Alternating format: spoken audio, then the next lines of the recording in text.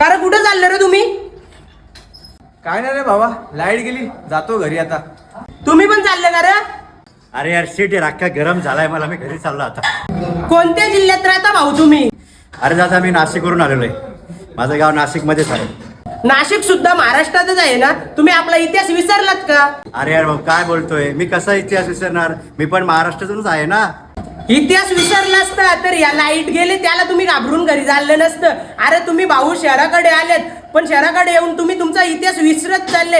इतिहास विसरू नका, कारण इतिहासातच आपली लढाईची ताकद भेटतं. महाराजांनी गड किल्ल्यांवरती एवढ्या लढाई केल्या, दऱ्याखोऱ्यात फिरले ते, तेव्हा त्यांना अंधारच होता ना.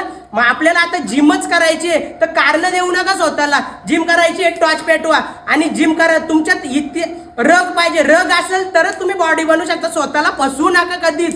जो माणूस स्वतःला फसवतो तो कधीच माणूस यशस्वी होई नाही. मराठी माणूस परिस्थितीवर रडत नाही, लढतो, त्यालाच करा मराठी माणूस बोलताना.